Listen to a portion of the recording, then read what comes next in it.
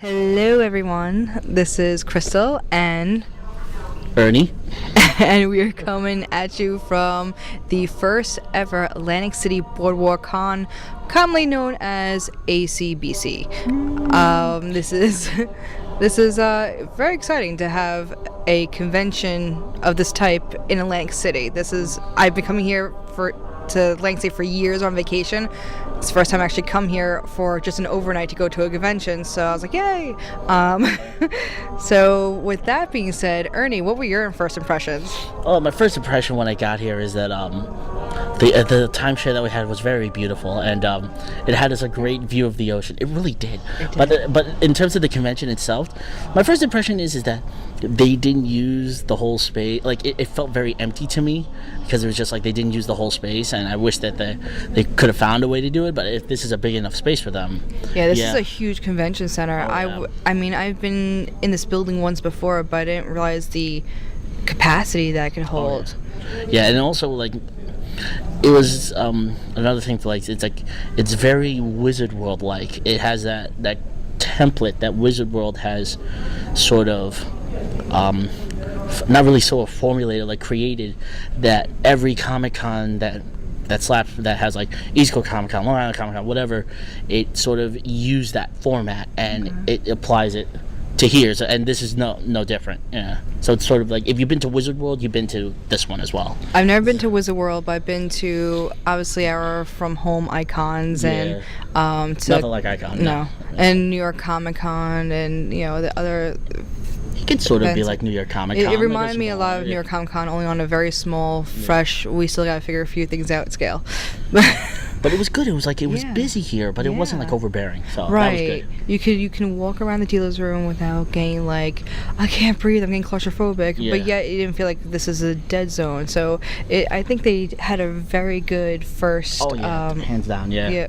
Con. Oh yeah, like despite of all, like I'm sure everybody's heard the cancellations, especially Stanley. That was the big one here.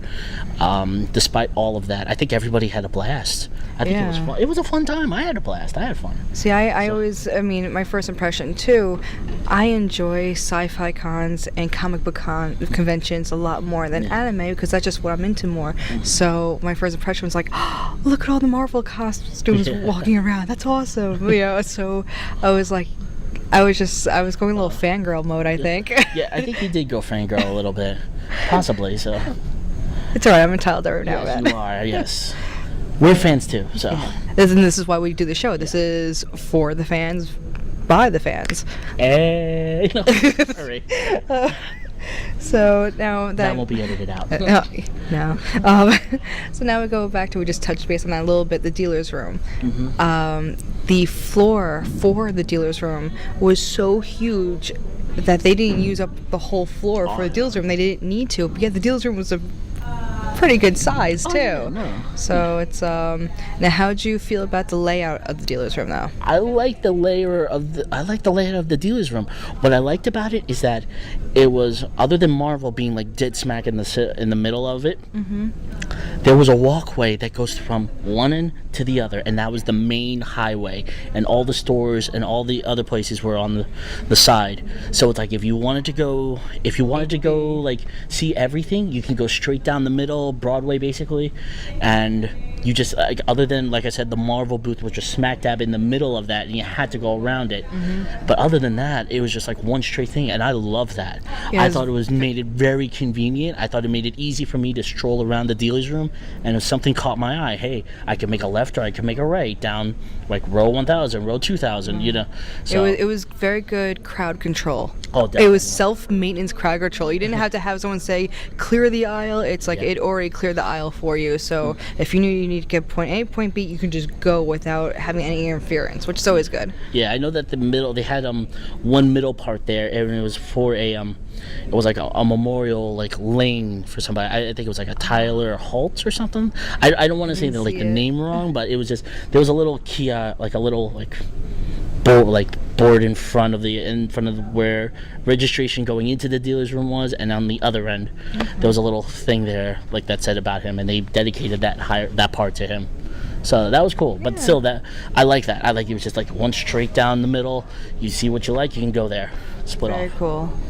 Let's see. Now, as far as the events that have gone on during this weekend,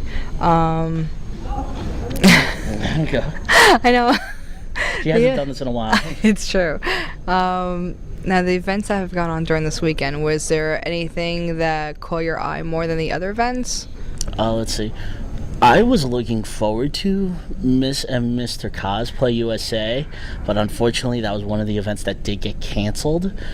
And if like I heard at one point that one of the ones that we were filming was like, oh, they had a Miss and Mr. Cosplay contest. I was like, they did? I don't think they did. I think it was just like sort of, it was the after party, Club Cosplay doing a contest on their own that kind of morphed into what was supposed to be Miss and Mr. Cosplay. Yeah, but I like the idea of having a Mr. and Mrs. Cosplay, because there's so many couple cosplays that it's like, it was like, you know, and the fact of also Atlantic City, you had Miss America pageant, so it's like... That was one of the things that definitely attracted me to this, was just seeing that, because that's just something completely different. It was in the core of it, yes, it was a costume contest, but at the end of the day, it was just it's all how you finagle it to make it your own thing, and they definitely made it their own thing with that. Right. So and it was such a shame not to see that happen, see that evolve. But what can you do? Next year. Yeah, and I mean, and the after party itself, because Club Cosplay was pretty much in control of that, as far as they had, they didn't have Mr. and Mrs. Mr. and Miss pageant, but they had the sexiest costume contest, and then they had another earlier contest. They had 3 different contests in one night. So I think they tried to make up for it that way, and it appeased the cosplayers that are here who put the hours in the costume. They want the recognition for it, and they got it, with a lot of photo ops. Yeah. Loki should have won that costume contest. The female Loki, she was awesome. I was like, how did she not win? I mean, Poison Ivy looked good, don't get me wrong, but no, Loki, she looked pretty good. Yes, it was good. So, but yeah, I had fun. It was a fun time at the after party. So as far as now that we've talked about events and the cosplayers, one of the things I want to mention about the cosplayers is that this is what I really liked about this event. This is the first time I've seen this, is that they had outside the dealer's room, they called it the showroom, but I just had in my head dealer's room. It was the ballroom that they called it. It was like something like that. But what they have is a room set aside for different backdrops. That there was like 6 different backdrops? I think there were like 6 of them, and they were all different. Like there was like a city skyline, space, underwater, and all that stuff. Like There's a forest one. Yeah. Like I was explaining to the one group that we shot yesterday, is that AX did something like this, like an Anime Expo in Los Angeles, where they had separate sets. So they had like a classroom set, they had a traditional Japanese garden set. Oh, nice. Like where cosplayers can go in and you can take photos. Right. Like that was sets, like these are backdrops, but still I think that kind of influenced that idea, because it's like sort of, because nowadays with some photographers, they'll take a hall shot or a private shot, they'll edit it down and they'll put the cosplayer in that environment. Oh, okay. So like if it's like a Spider-Man, they'll put him on the top of a building if they're ducking down or they're ready to go. So they kind of do their own green screen in a very post-production sort of way. Yeah, definitely. So I think it's sort of, it kind of cut that process out. But still, it was fun to see all of that. It was still cool. What was great, and there was a couple pluses for that. One, the cosplayers get a chance to have an awesome background picture. But 2, again, crowd control. You don't have people taking... you have always pictures being taken in the dealer's room, but you don't have the congestion as you would for stopping everything, where it's like you have your own section where if you want, and it's for free. Another bonus is that it's one thing they're not going to charge you for, is that, and you had people doing this all day and night throughout all the days of the convention. It was open all day, so it's like, it was just great idea, where I'm like, that's a smart idea to do. And there was so much room back there. There was so much room. It was so roomy. They didn't utilize all the space, but there was so much room where you can utilize it to whatever you like to do with it. Right. So But yeah, I enjoyed that a lot. The backdrops were a really good idea. And, hopefully other conventions will grow into that and be like, oh, this is what we need to do. right. So, You know, it's as far as now this brings us to our highlights. As far as, was there one particular highlight over another? I won $4.75. Yeah, no. In terms of no. Con related, not Con gambling, Atlantic City related. Related was honestly, it was meeting all the people that finally. That finally, because the thing is, like, our Instagram was popular and people are tagging us on photos that they want us to feature them in, and it was great to see finally meet them up close. Like, I've seen their pictures, and I'm sure they might have an idea who we are, but they don't know that, like, oh, you're the one that runs the Instagram, you're the one that runs the Facebook. All right, I've been talking to you this whole time. Yeah. So it's great to meet all of them. Bring a name to the face and the face to the name. Exactly. Yeah. Exactly. So. It was. I couldn't believe how many people you knew here. Like, so many people kept on coming up to him, like, Ernie. I'm like, who the hell is that? But it's awesome how we've grown and we networked, and it's just that's a big thing. Yeah. So for you gotta. I know some people here, so it was fun. He knows people. Yeah. Yes, I get to know that. Yeah. As far as highlights for me, she won 40 cents in nickels. that was so not a highlight. After I looked, Me, it wasn't. I'm like, could you at least give me dimes? Yeah, give me Okay, nickels. I'm sorry. Anyway, not going into that rant. Yeah. But I mean, highlights for me were just being able to see. Not that I got a chance to meet him officially, but I saw Jason Mewes signing You could do it autographs. right after this, like Possibly if he's still there, but it's like, I just saw Jay from Jay It's All About but Jason Mewes I've always been a fan of. Yeah. So it's we saw a couple of celebrities walking around. It's just this brings us to the lowlights. Yes. This brings this right Yeah. into the. It's just the. It's tough when you have the signing booths and they're in their select times and you miss people, and then you find out, they already left for the day. I missed Adam West, so it's like, oh no, he was gone already. It's like and then the lowlights, not being able to meet Stan Lee. I was really looking forward to that. That's a lot of people's low light there. The cancellation. And it's like you have for a first time con, you have such a huge headliner and he tried to make it up for, he did an apology and he had his own booth still there. And this brings me back to a little bit of a highlight.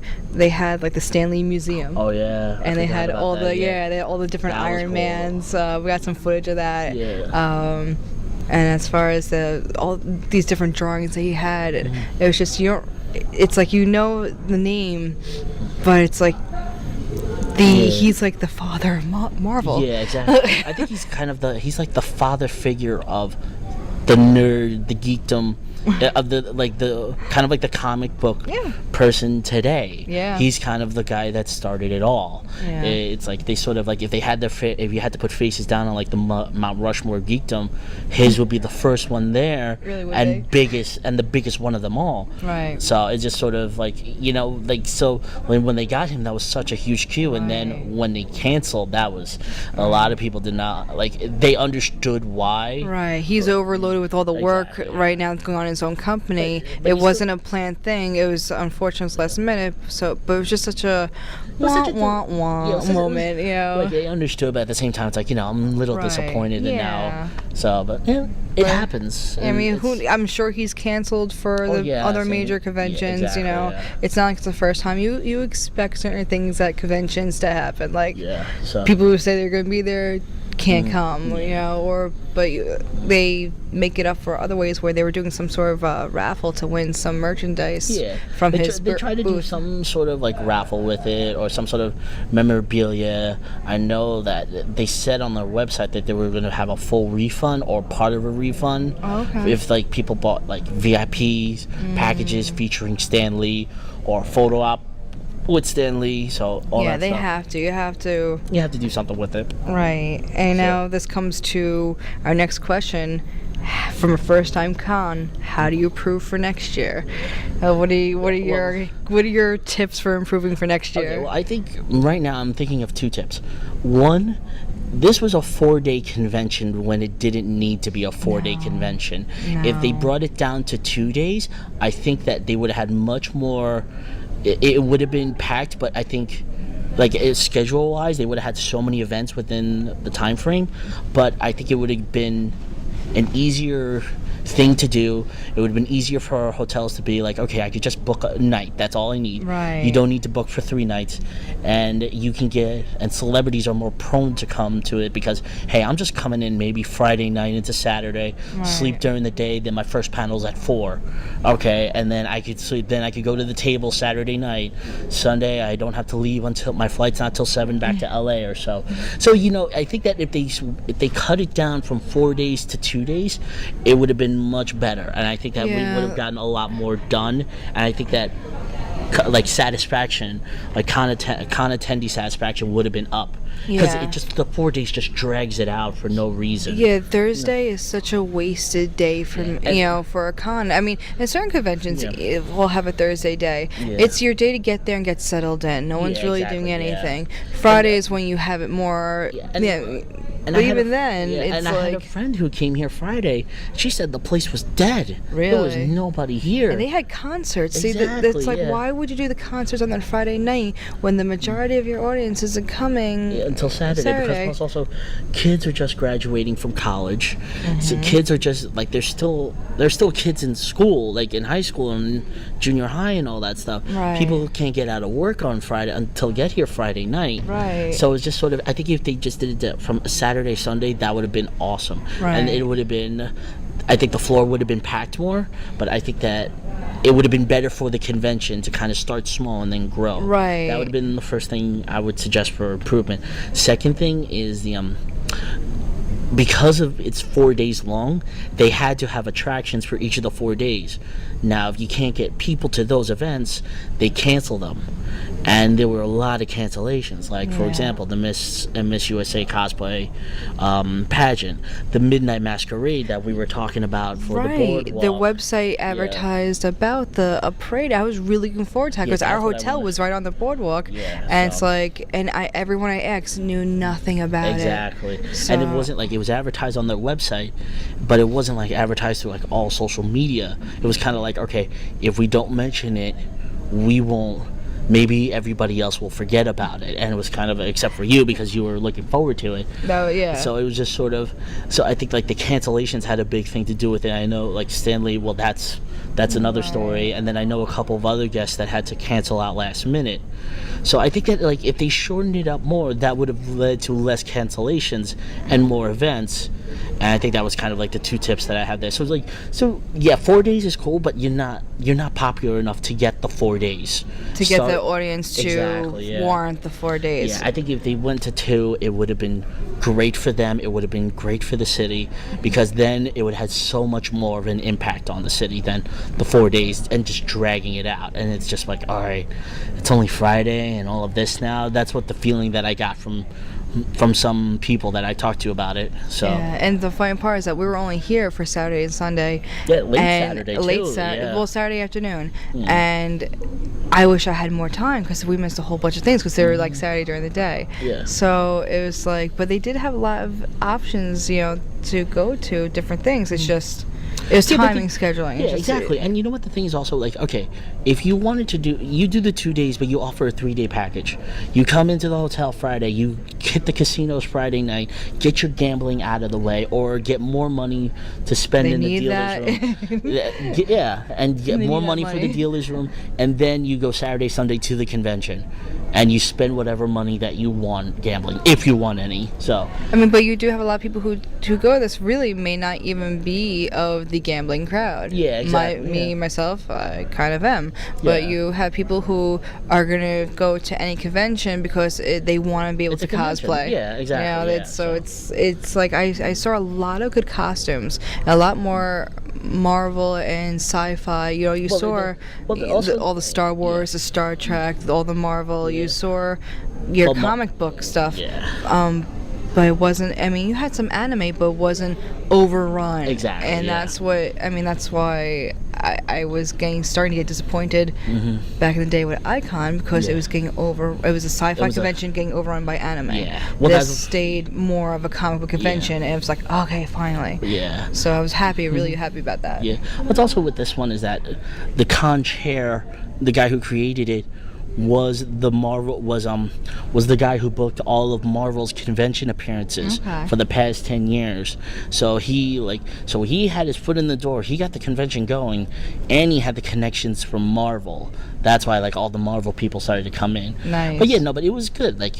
I think that the improvements is that go to 2 days, go less time, have try not to have as many cancellations as you did. I know. And then how can you help that? Yeah, though? Exactly. It's not the con's Well, don't fault book for as that. many guests as they did. They had cosplay guests here. You know how many they have? They had 27 cosplay guests. Yeah, there's a lot of there's a whole area of just people. Yeah. I'm like, they're like, oh, who's celebrity? I'm like, no, these are just professional cosplayers. Yeah, These aren't even celebrities. There were 27 cosplayer guests there. That's a little much. That's a lot. That's never seen that many. Yeah, the most that you'll see is probably maybe 3 or 4, and that might be at San Diego or New York Comic Con. There were more cosplay guests in the aisle that I just saw than actual real celebrities that were signing. I'm like, okay. But yeah. No, but that's what I have to say. I'm sorry. Yeah. Oh, that's all right. No, it's I mean, as far as improvements on my end, it would just been to maybe advertise that the Sheraton was right next door to it.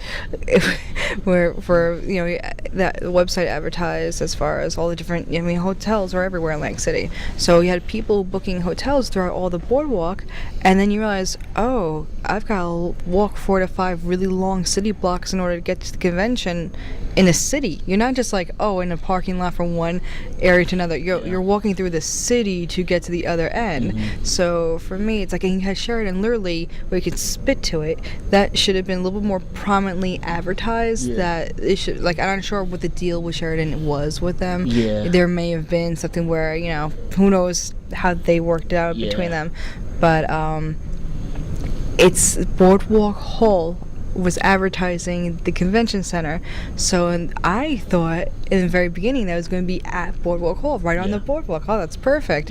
It's all right, you're in a convention center, which is a separate building, which is right next to the train terminal, which is a great location, and right next to the AC Expressway, so it's great to get back home. But for someone who has a hotel on the boardwalk, it's you're either taking a jitney to it, you're either walking to it, or you're taking a cab to it. So and to walk it, it's it's doable. I saw people doing it, but if you're wearing high heels on a cosplay costume, you're not gonna be walking it. I mean, could, but your feet are gonna want to bleed by the time you get back to your hotel. So that would be my only real thing that would say maybe it should have been a little more prominently advertised where it was and what was right next door to it. Now, as far as and go into ratings. So for me, this was actually I had a blast for a first-year con. I thought this was really good. I thought it was really good and really organized. Very well organized for first-year con. For first year, and usually first-year cons are disasters because they don't know what the actual format will be. They have to get their feet wet in it. But I think for this, I would give it an 8. Okay. I think it was very well organized. I think the dealer's room, which is probably the most integral, what attracted people to the convention, was probably one of the best dealer's room I've ever seen at any convention. Wow. So I would say that. So I would go with an 8. As far as for me, because it was first time con, I knew to keep my expectations slightly lower, so you get pleasantly surprised. So in this case, I honestly would give it I always struggle with this. Yeah, you do. I do. I don't want to say anything bad, but at the same time, 7.5. Only because lowlights were things that didn't happen I wanted to happen, but highlights were that the prop contest was awesome. So seeing artwork that people doing, seeing the costume work, it was a little more of a professional scale, I feel like.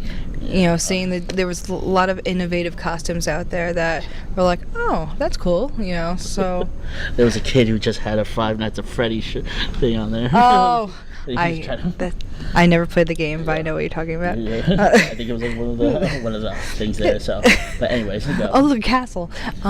So yeah, I'm going with a 7.5. Okay, that would be 7.75 overall average, which is actually really good for really high for a first year convention. Either a first year convention or a convention that's in its new spaceport's first year. It's really good. So.